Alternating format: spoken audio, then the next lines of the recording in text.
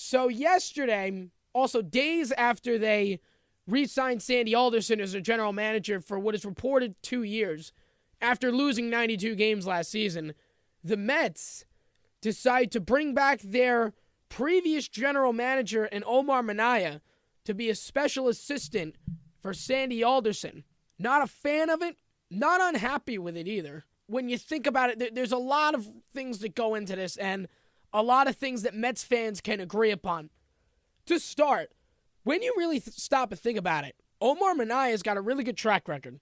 He's had some mistakes, and we'll get to those in a second. In his first offseason out of the gate, he signed Pedro Martinez and Carlos Beltran almost immediately after being hired. The following offseason, he traded for Carlos Delgado and signed Billy Wagner, signed for Paul LaDuca, and that next season in 2006, they made the NLCS with the best record in Major League Baseball. That same year, he drafted Daniel Murphy, which was the first imprint of Minaya's impact in the 2015 World Series. The summer of 2007, he had another impact on that World Series as he signed Jeurys Familia and Wilmer Flores. That same offseason, winter of 2008, he traded for Johan Santana and signed Francisco Rodriguez. Now, towards the end, those two didn't work out, but at the time, that was big for the Mets. And in 2010, Omar Minaya drafted Matt Harvey and Jacob deGrom, who also helped the Mets get to the World Series. So Omar Minaya knows how to get young talent. He knows how to get good players. He knows how to get people to come here. Now, obviously, there were a few misses with his career. We'll get to that now. J.J. Putz being number one. The firing of Willie Randolph, as it needed to happen, of course, he handled it poorly. He fired him in his hotel room in Anaheim. That wasn't the right way to do it. He handled that extremely poorly, and that's what gave Mets fans a sour taste, the first sour taste at least, of Omar Minaya in their mouths, and that's eventually, I guess, what led to his firing 2 years later. Accusing a reporter of wanting Tony Bernard's vice president job in the summer of 2009, handling that whole scandal was extremely poor on his part. And of course, the 4-year, $66 million contract to Jason Bay in the offseason of 2008. Overall, I think Minaya had a pretty good run with the Mets 2004 to 2010. He had a good impact on the players. He had a good impact on the young guys. A lot of young guys respected and liked Omar Minaya. A lot of guys wanted to come and play for Omar Minaya and Willie Randolph. And he knows how to get good young talent. Obvious that by bringing him back, though, a couple of things. The Mets are not happy with Sandy Alderson, as they shouldn't be. Because you bring in Sandy Alderson to replace Omar Minaya in the offseason of 2010 going into the 2011 season. Sandy Alderson's draft picks, number one, maybe besides Michael Conforto, have not really panned out to potential just yet. Obviously, Amed Rosario's got some time to develop. Obviously, Dominic Smith has got some time to develop. Overall, the rest of the draft picks haven't exactly panned out for Sandy Alderson. Now, some of the signings and trades, of course, Yoenis Cespedes, Jay Bruce, Noah Syndergaard, which I still think is probably the best trade in Mets modern era history next to Mike Piazza, was to get Noah Syndergaard. You re-signed Sandy Alderson 3 days ago.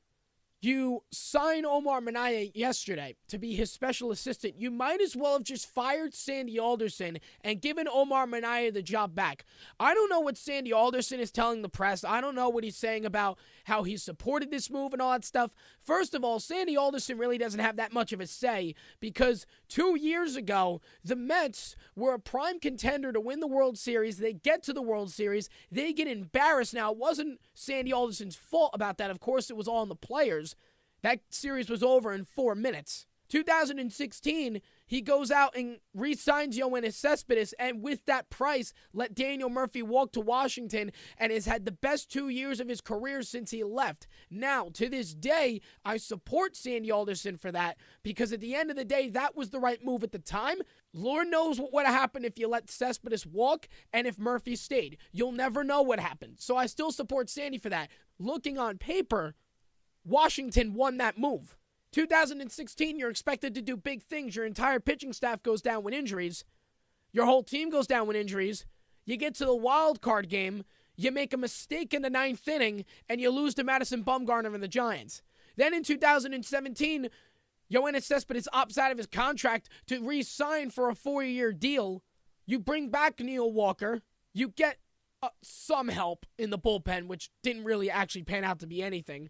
You think in 2017 that this is the year that at least they can compete, they should win the NL East again, and everything will be fine over in Queens. Instead, the Mets lose 92 games, were embarrassing from week 1 down the stretch. So, you know what? For Sandy Alderson's case, it doesn't matter if he was happy about it. It doesn't matter if he supported it, because he didn't have much leeway on that decision anyway, considering that he's probably already on thin ice. It proved in 2017 that Sandy Alderson and his decisions have definitely cost the Mets a little bit of timetables. Now, it isn't all Sandy Alderson's fault, and I'm going to get to the ownership on the other side of the break, because they are as much to blame for this as Sandy Alderson is. When the injuries were off the charts, to the point where Sandy Alderson had to have daily meetings with the training staff, daily meetings with a training staff that is supposedly educated to deal with day-to-day injuries, discomforts, and issues with players' health. The fact that Sandy Alderson himself had to step in and have daily meetings with a guy like Ray Ramirez that probably didn't graduate elementary school, let alone get a degree in science and to be a doctor or whatever he got, athletic training, out of university. The fact that he had to have daily meetings with him because he couldn't trust his opinion on the field, that he couldn't trust the decisions he was making on the field. That's embarrassing. What's more embarrassing is you wait to the end of the year to replace him. To their credit, they finally got rid of Ray Ramirez. And I said it to this day, and I can't tell you off the top of my head who the new head trainer is, but he's going to get the biggest ovation on opening day at Citi Field this year. The fact that the players get themselves in trouble. Noah Syndergaard, you're going to let refuse an MRI? Your top player, you're just going to let Terry Collins say, okay, you don't need to go get an MRI. No, step in there, drag his butt to the hospital, put him in an MRI, and see what the problem is. And what happens 2 days later? He blows his arm out. You let a guy like Matt Harvey go out clubbing in the middle of New York City to get suspended for missing practice. It's living proof. Sandy Alderson and Terry Collins let the players run the asylum this year, and that is not what this is supposed to be. That is not how this team is going to win games. And again, it's not all their fault. I'm going to get to the Wilpons later. If I'm Sandy Alderson, I'm embarrassed at this. I really am. I don't care what he's telling the media, that I support this. I respect Omar. I like Omar. I'm sure he does. And Omar says the same thing about Sandy, and I'm sure they have a mutual respect for one another. You know, this isn't a popularity contest. This isn't about who's better at what. This move was to make sure that Sandy would make the right decisions. Omar is there to help Sandy. I understand that. I get that. All right? And I think the two may end up working well together. I just read you Omar Minaya's track record. The only thing missing from there was a World Series. Yes, he had a bad couple of last seasons, to the point where everybody on the earth and his own grandmother probably wanted him fired. I get that. Overall, his track record was not bad. In fact, it was actually pretty good. So I think maybe, now that I've had a day or so to think about it, that this may actually be an okay move. If I'm Sandy Alderson, though, I'm embarrassed by this for a couple of reasons. I have been the general manager of this team for almost 7 to 8 seasons. So he was hired offseason 2010, so yeah, about 8 seasons. You are now bringing in a guy to help me. The same guy that you fired that I replaced, you are now bringing back to help me. If I'm Sandy Alderson, I feel like that the Wilpons can't trust me. I'm sorry. I don't know how he's thinking about this. I understand Sandy is old. I understand he's going to be 70 to 71 soon. I understand he had a cancer scare a couple of years ago. He's the oldest general manager in Major League Baseball to this day, right now. To the Wilpons and Omar Minaya, this probably looks very innocent. But to Sandy Alderson, and again, he may actually believe what he's saying. He may believe everything that's coming out of his mouth, saying, I respect Omar, I like Omar, and I'm sure he does, and I think he could be a great asset to this front office. And maybe he believes that. But if I'm Sandy Alderson, I would be embarrassed knowing that the same guy that the Wilpons fired in 2010 is the same guy that they're bringing in to help me do my job. I would have a problem with that. If I'm Sandy Alderson, I would have a problem with that. I would go into the Wilpons and be like, listen, I know we lost 92 games last year. I know we were an embarrassment to Major League Baseball, and I understand what you're trying to do, but I don't need help from somebody that you fired 8 years ago to do my job. Now, maybe he does need help. I'm only speaking as a perspective as if I was Sandy Alderson. But looking at the bigger picture here, Omar Minaya knows how to get young talent. For some strange reason, he knew how to get top talent to Queens. Point blank, I just mentioned it. Paul LaDuca, Carlos Delgado, Billy Wagner, Carlos Beltran, Pedro Martinez, Willie Randolph as the manager, Francisco Rodriguez, Yohan Santana, Jason Bay at the time, and then all these draft picks, Daniel Murphy, Matt Harvey, Jacob deGrom, Jerry's Familia he got in sign in 07. All these guys helped make an impact with this organization, whether it was 2006 to 2008 or 2015 to 2016. A lot of these guys were responsible because of Omar Minaya. Maybe Sandy does need help. Maybe he doesn't. I'm speaking as the perspective of if I was Sandy Alderson, I'd be a little upset at this.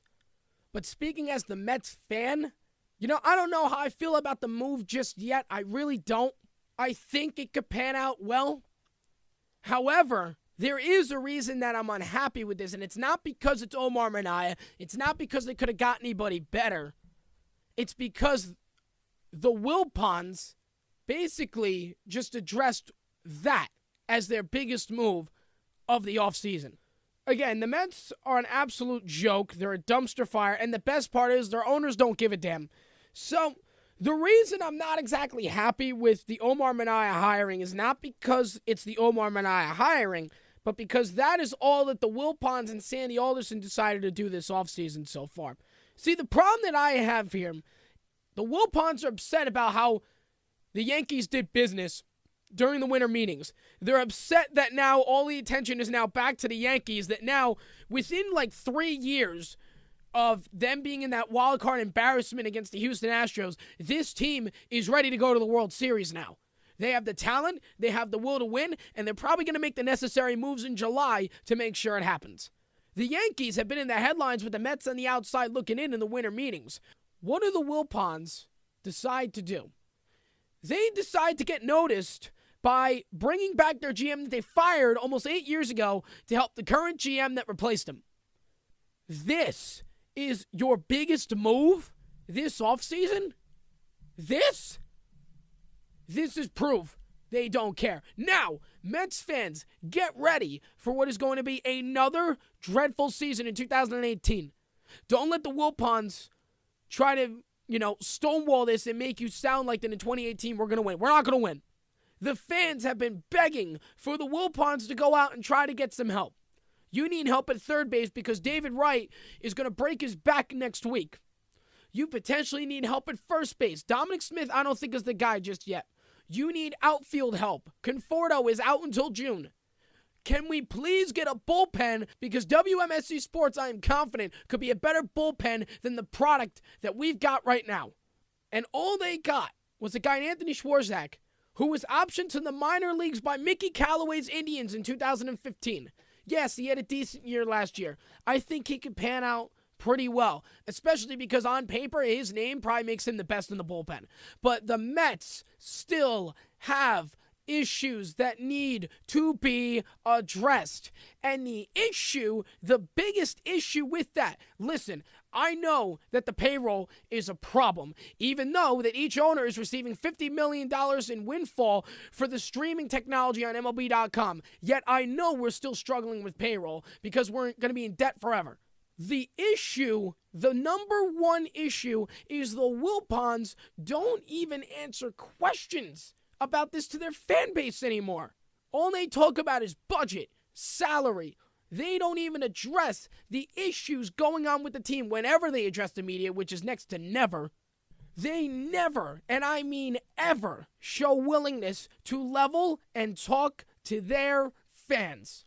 It's embarrassing that the Mets, the loyal Mets fan base, and anybody out there can say that the Mets have some of the most loyal fans in baseball. I'm not going to say the most loyal, but some of the most loyal fans in baseball. And this is how we get treated by our owners. If we can't afford to sign anybody, we can't afford to sign anybody. If we got to depend on help from the farm, and if we got to depend on the product we have now, that happens every now and then. I get it.